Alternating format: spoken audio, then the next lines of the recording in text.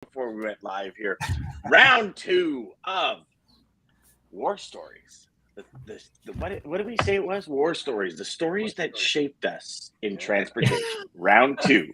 Now we've got the 4th of July issue because Canada Day is over, Jeff. So we are all about 4th of July today. That's right.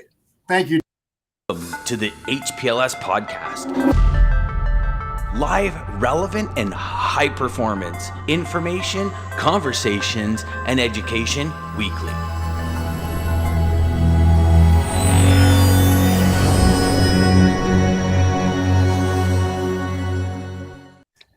Now, we've got Scott Wannabe coming back in here sometime or another, everybody. So hopefully, Scott, if you're watching us, you're welcome back in. The link still works. Come on, jump in.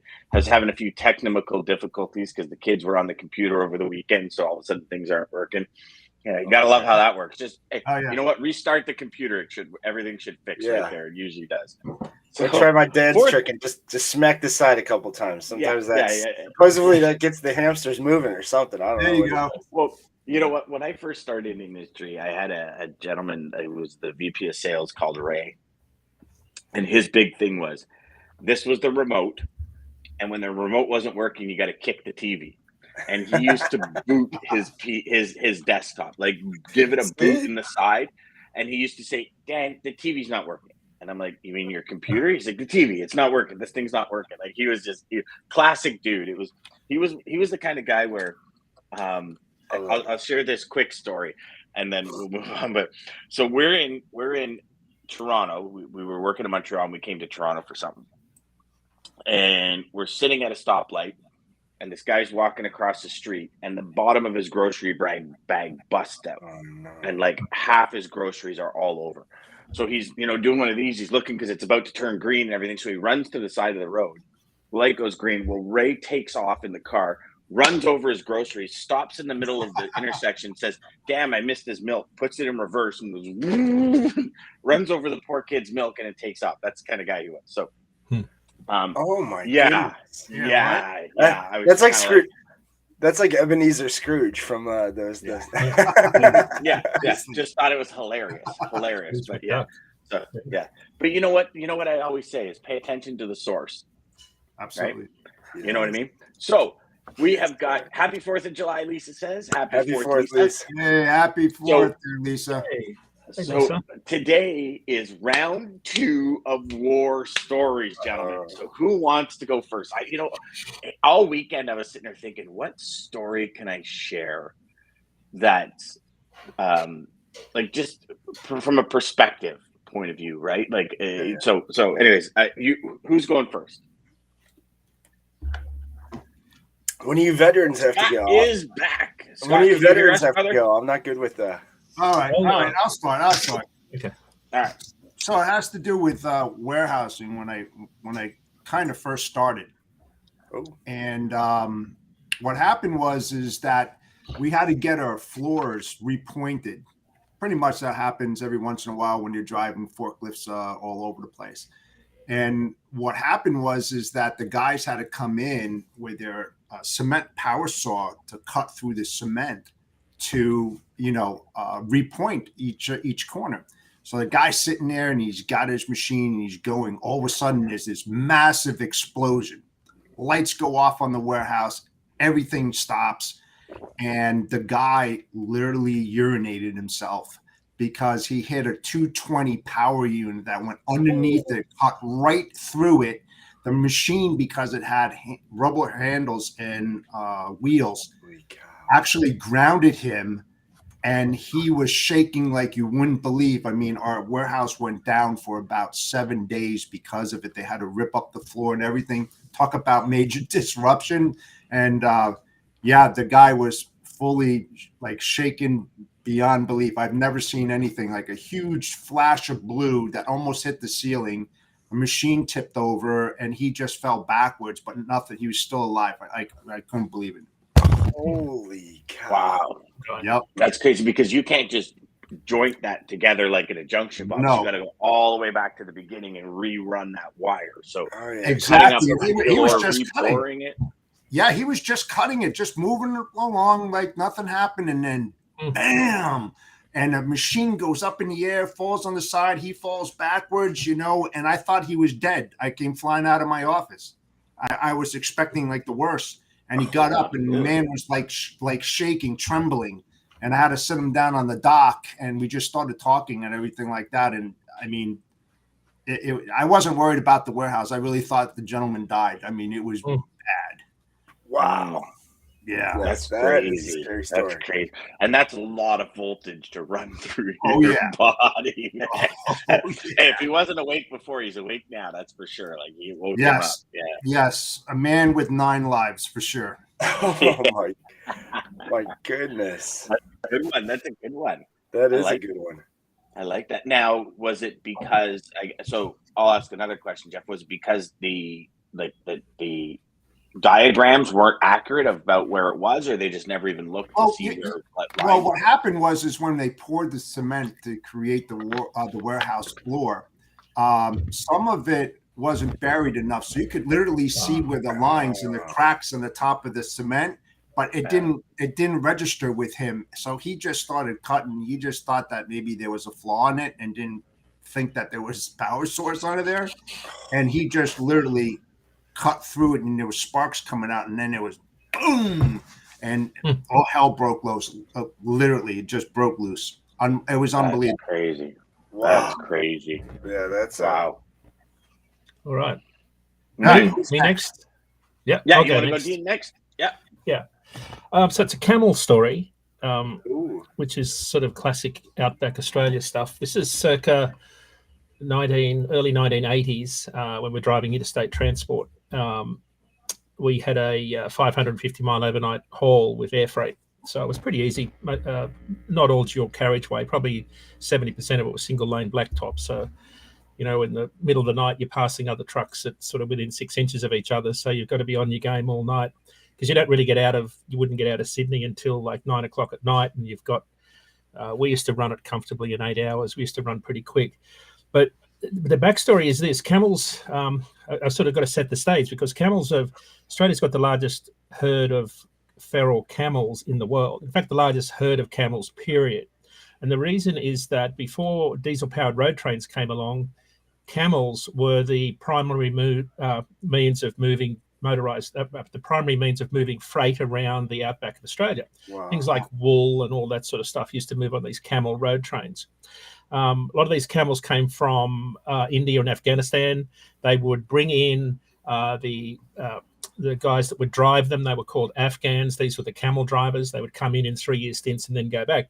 But of course, what happened when diesel power came in and we started to have the first big diesel-powered road trains, they let the camels go. So they became a wild population, and they double in population every 8 to 10 years. And at one point, there was well over 1 million of them. So they become a bit like kangaroos, right? They become plague proportions, and you have to have a government-backed culling program to keep them under control. The problem is that they're bigger than a moose and heavier than a moose and double the speed of a moose, right? So they'll run about 40 miles an hour. They weigh about 1,250 pounds. Mm-hmm. They are about a foot taller than a moose. So these are really nasty things to hit in the middle of the night. So you've got to be very careful about things like wild horses, kangaroos, cows, bulls. But camels are the ones that can move pretty quickly in front of you without too much notice. So that's the backstory.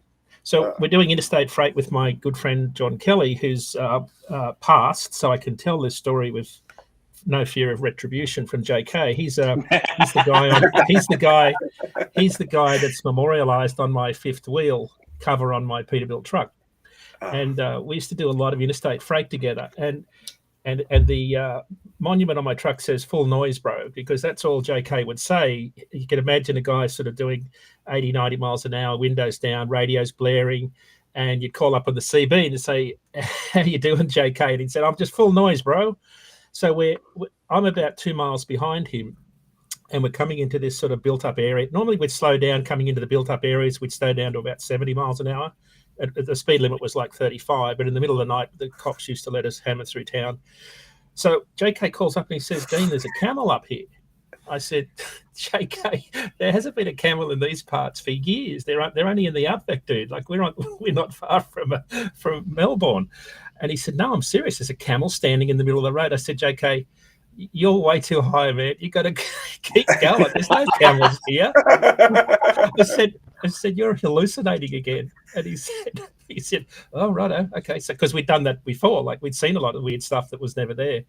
Anyway, he hits the camel full on and wrecks the truck. Camel sort of partly disintegrates. It turns out there was a zoo, a circus in town, and it had escaped out onto the what's known as Hume Highway. Hume Highway is affectionately known as Sesame Street because of all the crazy activities that go on. It's one of the busiest highways for interstate freight in Australia. So we had to. That was a fun night. Not only were we late, we had to get the truck back on the road and pull the fenders off the wheel and straighten the bull bar out. We hook a chain up to it on the back of my trailer, and we pulled the chain off the front wheel, and we got mobile again. But it was a fun night. So that's shaped my life, because life on the road at night in Australia is it's unbelievable. If I told you some of the things that went on, you wouldn't believe it. And but it was so much fun, even though it was hard work and tiring, and we were out of our mind all the time with just fatigue.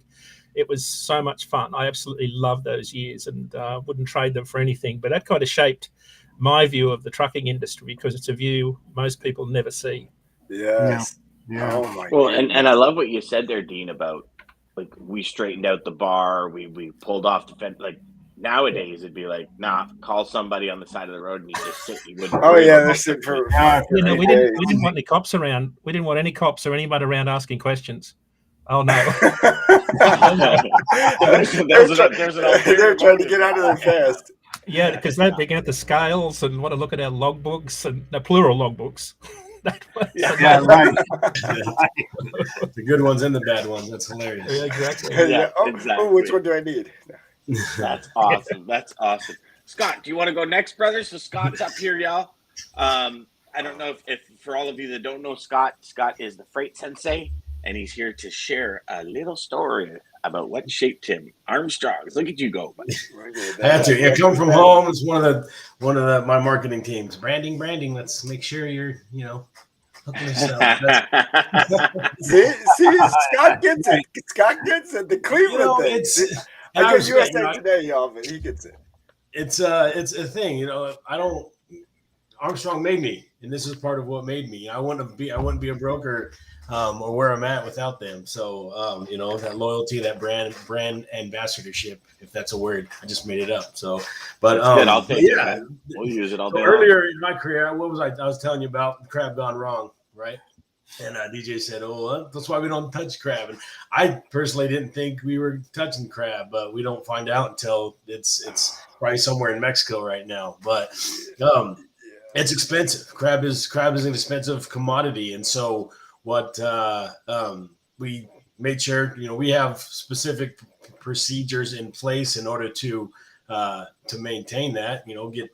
Make sure our cargo value is correct. Make sure we're using carriers that have been around for a little bit, at least move 3 loads with us, have the correct cargo value, and get that spike insurance, because I think it was more than what we should be hauling on a normal shipment. Oh, yeah. He's like, yeah, I got spike insurance. This is a rep is no longer with us for this reason, but yeah, he everything picked up okay. According to him, and then 2 days later, I asked him, "Hey, how's that crab shipment going?" And he just looks at me. I'm like, "What?" He's like, "Macro Point. He's not on Macro Point anymore. He was good for a little bit, but and then ends up getting stolen. We got some video, and I don't know why the shipper even allowed them in the dock, but I guess they had a piece of cardboard with their name and their MC, and they said, "Okay, yeah, go ahead." It's I found out that's a common practice if it's a new truck.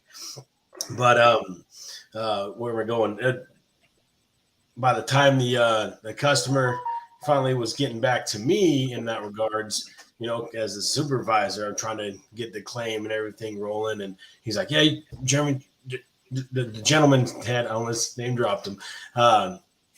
He said he had gotten spike insurance. I'm sure he did. I saw the I saw the insurance request, and he was apparently not in a bad way, because he just pocketed that additional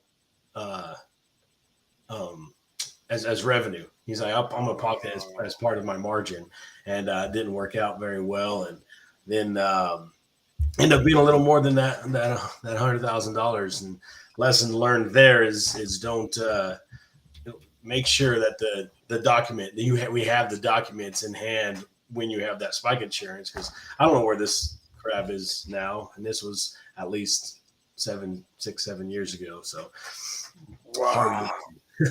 Crazy. Yeah. Trying to get a little bit more margin, goodness. trying to get greedy and lose. Yeah, and it was, I mean, the spike insurance back then was probably only like $180. I'm like, come on, let's just book another load. Yeah. You know? Yeah. Yeah. You know, some things, Scott, that some crooked shippers out there, they'll insure it, they'll set it up as an inside job, have somebody take it because they have that spike insurance, and they know they're going to get more than what the value is, and they take that and they pocket it. Wow. Yeah. So no, he didn't get the insurance. He actually took the money from the insurance. He told me he did, and didn't. So lesson learned, boys. Get that insurance when it's over that Absolutely. certain amount. Get that Don't PIP take on the that. risk. Well, I guess the real lessons learned is as a supervisor, follow up on the delegated task, or follow up on it, because as I was getting override from this guy, guess what? I got override from that loss, and it took me a good year to pay it off. Lord, thank my supervisor, my agency owner at the time. He was like, "Yeah, let's break it off. I can't do that to you." But yeah. And the other takeaway too, Scott, is that when you use carriers like that, make sure that that's their niche, handling stations, fish, that kind of thing, because they've been in the industry a lot of time. So you're going to minimize that chance of somebody taking it, because, like you said, that stuff is valuable. Very valuable. That's a great point, Jeff. Yes, absolutely. Absolutely. So everybody out there, make sure that when you get somebody like that, that's their niche, and that they definitely move that stuff. They have proper insurance, and it's got to be well above 100,000. If they're not more than 250K on that, I wouldn't use them. I would not use them. Do your due diligence for sure. Absolutely. Dig input, guys. These guys. Yeah. Mr. Flores. Listen, I don't have any more fun stories. I played it pretty safe, guys. Dude. You mean to tell me your life has just been peachy, rose-colored glasses? Listen, on the logistics side, yes, I have. I can tell you some crazy in-home sales stories. I can tell you some other stuff, but what's that? I said, if you were Pinocchio, you would have killed me right now. No. Listen, I heard this piece of advice, guys. The only benefit I will say of having to go work at a big brokerage first was I got to hear all of these stories. So I was scared to death of. I mean, I wouldn't, like Scott said. What kind of business plan is that, DJ? If it was over a certain amount, I'm not moving it. I'm not touching it. I don't want anything to do with it. You guys can take it. That's a crazy business plan. Bring a guy in, tell him all the horror stories, so he sticks to moving LTL coffee mugs. No, I just move coffee mugs. It worked. That's why I went to dry van, guys. Remember that. I'm dry van. There's no flatbed. No mess up. Yeah. No, don't even tarp. I don't even want tarp stick. No mess it up. That is hilarious. Dean, do you want to share your second one now? Yeah, it's kind of it runs off Friday. DJ has no stories. DJ was I really don't. I really don't have it. It must be because he's from Cleveland, but we'll just leave that for another show. DJ could live vicariously through some of my crazy stuff. So yes, I think we all do, Dean. This one comes off the Friday's story about the bikies following me into town, because what I didn't say is normally when someone pulls up alongside, out comes the shotgun and they shoot your steer tires out, because that's how they hijack you. So you've got to pull up. But anyway, I was working for a company called Quick as Air, KWIKASAIR. We were literally quick as air between Sydney and Brisbane, which was 1,142 kilometres or 700 miles. And we had 12 hours to do it as owner operators. So we always had to be out after the company trucks, but in before the company trucks, because the company would never put the most urgent, latest pickups, earliest deliveries on the company drivers because they'd only be speed limited and dawdle all night and never get there on time. So they put it on us subcontractors. And I'm sitting on the dock one night in Sydney, just near Mascot Airport, and the phone rings in my truck. I'm sitting on the dock. They're loading through the roller in the side. There's all these boxes of material going in through the side. I bought produce down the night before. Phone rings, and my friend who worked at another transport company said, "Do you want to make 20 grand tonight?" And I said, sounds interesting. What's the proposition? And he said, "Well, these guys here loading your trailer want to hijack this load of DVRs." So this is in the 80s when DVRs were a new thing, right? Yeah, that was TiVo, right? And I said, "Oh, I don't think so. That's not happening because this is A, it's not my truck, and B, I'm not participating in anything like that where people could go to jail and get hurt." And he said, "No, these guys are serious. This was organized crime syndicate that were working within the freight distribution network at this company. And they ended up getting busted longer term by the authorities and put in jail. But anyway, and he said, well, listen, they're going to run you off the road. They're either going to shoot your steer tires out or run you off the road somewhere." And I said, "Well, you tell them if they come alongside me, they're going in the bush in a flash. Won't even hesitate." So halfway along in the middle of nowhere, you obviously remember I said we were always watching who's behind us. I'm watching this car for miles and miles and miles, and I thought, here we go. Here's these idiots that are going to come and have a go at me. And so remember, we were running pretty fast. We weren't messing around. You had to be a really good car driver to keep up with me, because we would do 700 miles in 12 hours. So you do the math. You got to average about 8 miles an hour. And it's a single lane blacktop on the windy coast road between Sydney and Melbourne. So, and there was always about a dozen of us together because we'd call each other through all the blind corners and curves. So, we'd always do it relatively safely. And so the car came alongside, and the windows go down. I could see the windows go down, and this thing come out. I thought, here we go. So I just drifted right to the other side of the road, and that was it. It was over. Oh, geez. All I saw was all this dust and dirt and stones flying, and the car lights bounce a bit and then stop. No one got hurt because I knew the area where it was all just grass off the side of the road. But that was a legitimate thing back in those days before telematics and tracking devices came into trailers and into pallets where you could track where your gear were. But the corollary to the story was that we got nicked for charging air freight rates for road freight. So what we would do, the quickest air that was supposed to go on the air, someone put an altimeter in a box one night. And because we're quick as air, we're charging air freight rates. And the box was about 6 feet off the ground the entire night. So the gig was up. Right. Yeah. Interesting. I just thought it was like one of these things where we'll get it there as quick as air, but not at the cost of air. So you were charging air freight and then shipping it. Yeah, by the time you couldn't get freight between 2 points at that distance. By the time you picked up the freight on the P&D truck, went back, sorted it, got it on a plane into the cargo at night, ran it down there. We were always quicker for one reason or another. No, it doesn't sound legit, but we were, with all the handling that went on, we were always in there quicker than they could get it there by plane. Nice. Well, then you know what? That is awesome. Then the gig shouldn't have been up, because if you can get it there faster than plane, then just book it and go. Like, who cares? Who cares which method it gets there, as long as it gets there.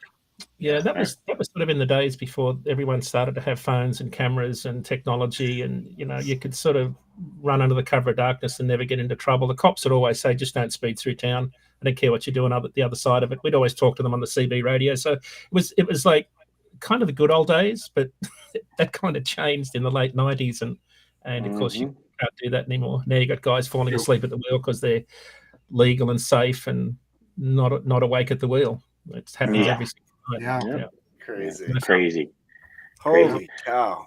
So I had a couple of different stories that I was playing with, so I decided to share this one for all you brokers out there when it comes to perspective. So in 2003, I left a brokerage and came to work for an asset-based carrier. This asset-based carrier, Transcend Freight Systems, they were all team drivers. They ran a lot of expedited freight. And one of our customers through a company called US Traffic was Dana Brakes. So Dana produces brake parts and all that. It was all about, in the automotive industry, was the just-in-time, legit freight. And we had runs down to Texas every single day with team drivers. And so what used to happen is we weren't allowed to use city trucks. It was only team drivers go in and team drivers deliver. So in an unfortunate series of events, something became very clear to me that I thought was always bullshit on the brokerage end.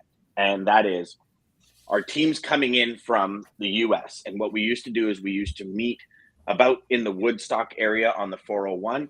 We would switch out the truck and trailer. The team would take the empty trailer. They'd go into Woodstock. They'd load at Dana and they'd leave to go back down. Our city guy would bring the loaded trailer back home to deliver. So the team is on their way to Woodstock and they hit a deer on the side of the road. The deer crushes out the right-hand side of the truck. Now, for all of you that know, as soon as your light goes out, like you can't, it's not like a personal vehicle that you can just, oh, I'll just duct tape it and I'll get it fixed next week. Like, you're literally down. You can't drive if there's not 2 headlights on your truck. And so the team goes down. So the guy with the empty trailer, the city driver with the empty trailer, we're like, we need to pull an audible right now. He goes to Dana and picks up. So now immediately phone calls start coming in, right? Why is a single driver there? We said, listen, this is what happened. We're gonna switch with another team. This driver is gonna take it to Windsor, which is about another 4 hours from Woodstock, and we're gonna switch out the trucks with a team, and we'll go down. Okay, no problem. So we go with the single driver. We get to Windsor. We switch out with the team. The Harjeet brothers run it down. As they're running down, they hit actually a very large dog. It was like a Saint Bernard that just happened to get out, and they hit a large dog. So they take the whole side of the front end of the fender off. So now they're stuck on the side of the road because this fender's flapping in the wind, and they're afraid it's going to come off and hit somebody. So now this is a second team that's down. Okay, so and we're only coming through like Kentucky area. So now what we got to do is we got our only driver in the area is 200 miles away, and he's a single. So, of course, we run the single into the team. They pick up. They finally meet. They do a trailer swap. And the single starts heading down to Texas. Well, of course, now we're late, right? So the single driver pulls into Texas. And I have to, add context to this. We are doing literally everything in our power. And as a person that came from a brokerage, I'm like, this is not happening. This can't happen. This can't happen. You guys know where I'm going with this. Right? Yeah. This can't happen. We pull into Dana in Texas, and they look and they go, this is a single driver. That's why you're late. So our customer, which was U.S. Traffic, is losing it on us. And I remember the owner of Transcend, Rob, comes to me and says, okay, you have to go sort this out. And I'm like, whoa. Like, I'm literally 3 days into this company. And I'm like, whoa. He goes, no, you're the perfect person to start out because you were a broker. You can sit down and talk. So I go into U.S. Traffic. And I sit down, I said, okay, so guys, let me just start with this. If I wasn't sitting where I'm sitting right now, I would not believe this. I would not. Because how can one person hit a deer, the next person hit a big dog, right? How many of us have heard these scenarios? Oh, no, he hit a big dog or he hit a deer. No way. Yeah, sure. Blew a turbo, all these things. And the fact is, it happened. We could not have planned this perfect storm better. And I remember sitting there going, guys, I'm telling you, 5 days ago, I was at a brokerage company in Quebec, right? And if I would be sitting here telling you, I would be calling bullshit all day long. And I'm telling you right now, this happened. This happened, and oh, come on, you had a single driver pick it up and a single driver, and I'm like, no, you don't understand. This really happened, and it was back in the day where, I think there were a few phones with cameras, but we had those Motorola mic systems, where it's like the walkie-talkie and cell phone in one that didn't have cameras or anything. And one of the drivers is like, I'll take a camera with his click, wah, wah, wah, click, wah, wah, wah. And it's like, okay. And then the pictures hadn't been processed. And there was all these different things where it just seemed like excuse after excuse after excuse, but it was all true. And I'm telling you, that was the biggest dog and pony show I've ever had to talk my way out of, because it's like, when you're like, no, this really happened. And they're just like, no. It just sounds too unbelievable. Yeah. So that gave me perspective probably the biggest eye-opening experience when it came to what actually happens in a trucking company. Right. And how one little thing just throws this monkey wrench in everything else. Because you got to remember, so the city driver, the load coming in to deliver was totally late. Yeah. The second truck that was delivering now had another customer's freight because we had to send a single this way, Right. switch with the actual team drivers.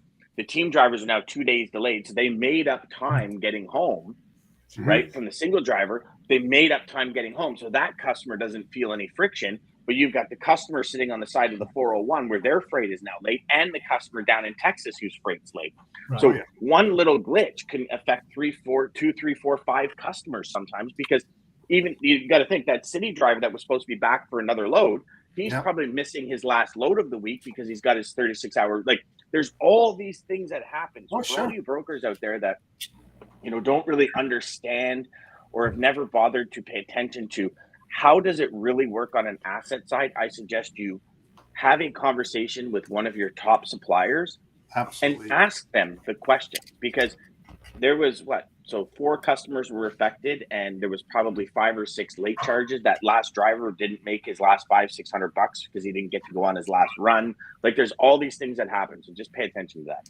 Absolutely. I love that you shared that story. Yes, that was. Yeah, well, it was either that one or the one when I was up north, and our yard got robbed, where criminals literally stole trucks and trailers, painted them black, put our logos on it, and snapped the femur of our security guard and hung him from the back of the trailer, or hung him through the door of the back of the trailer, and stole a truckload of Xboxes.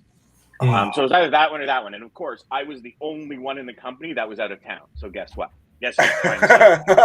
I'm now like probably almost a year in living in Ontario on the asset side, and I'm up north in the middle of nowhere quadding, and I finally go to the city like 2 days later, and I have my mailbox is full. I've got probably 300 different attempts to connect with me on my phone, and I call the owner and I go, "What's going on?" He goes, "You need to get here now." And I'm like 7 hours from Toronto. And he's like, "Now." And I'm like, "What happened?" He told me what happened. He's like, "And the cops here, and you're the only one in the company that's out of town and unavailable." I'm like, "No way." He goes, "Yeah, they're looking for you." Are you kidding me, man? So yeah, needless to say, I did the trip in 5 hours. So when Dean talks about getting in there quick, but yeah, they literally replicated our equipment, knew the schedule somehow, because they were 33 minutes ahead of the team drivers. So when Mark looked at the log and says, "Oh, they're supposed to be here," I guess they were ahead of schedule. Opened the gate, walked out the front door, got a shotgun butt right in the side of the jaw, fell down the stairs, and the guy jumped from the top stair right onto his femur and snapped it, and just dragged him to the back of the trailer, put a noose around his neck, hung him from the back of the trailer, closed the trailer door. So he's just got his tips on the ICS bar, tips of his feet just holding on there, like holding on for dear life. They went around. It's funny because they got the trailer full of Xboxes, but right beside it was a trailer full of iPhones. Wow. And so they would have doubled or tripled their, Right. So yeah, and then our team drivers came in, kept honking. Nobody answered the gate, so they jumped the gate and went in. Nobody was there. They saw his clipboard on the ground, so they started searching the yard and found him hung from a trailer. So yeah, it was crazy, man. But yeah, that's insane.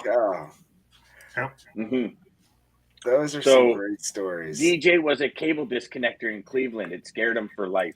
Oh yes, yes, that is true. Okay. That was a scary an occupation? Cable Yeah, I got another one, Dan. Go for it, brother.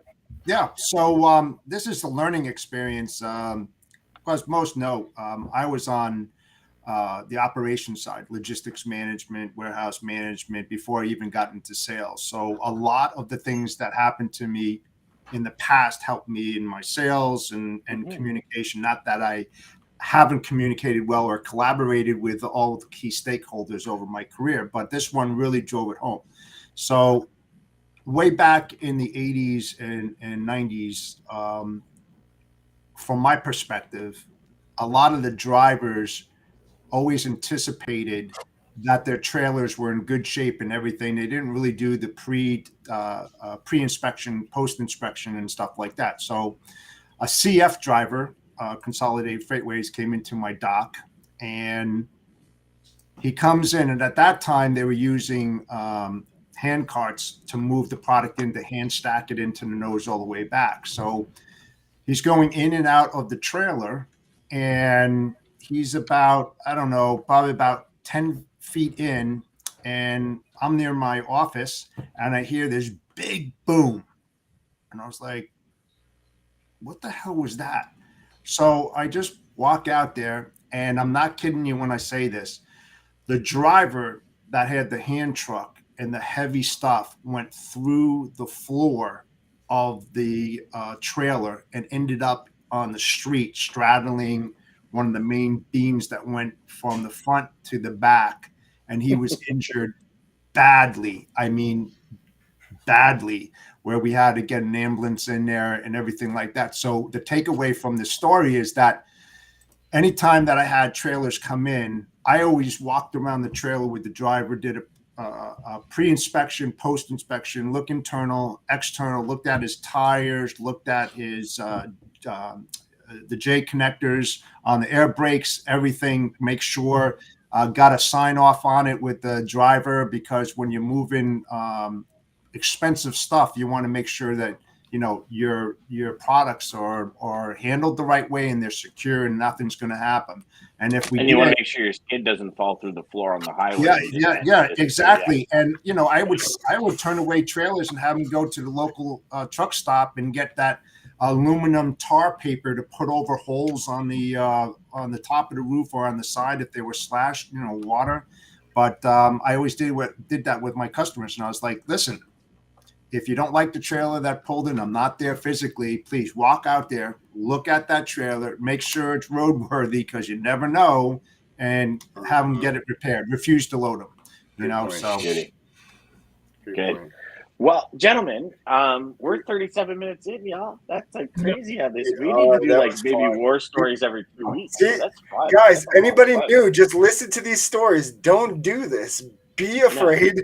Think twice. Be afraid. Think 3 times. Think 4 times. Think of all of these stories, guys. Be afraid. Just with coffee mugs. Be afraid. Do not try anything. Don't do it. Ever go outside your comfort zone. Just be afraid. Everyone. Everyone. That's the takeaway. Right now. Yeah, that's the takeaway. Be afraid. Be afraid. No, DJ, honestly, the takeaway is, guys, seriously, from the stories, there was such great stories. Takeaway, honestly, is do your due diligence. Check everything. Yeah. Double check. Yeah. Remember your training, and remember anything that could happen. So just always plan for that. And don't ship fireworks via rail without a bill of lading and UN codes clearly marked, like I did once. Yeah, I'm still in trouble, I think. Yeah. Oh no, I could take that. Oh, you don't have hazmat authorities. Cheering truck.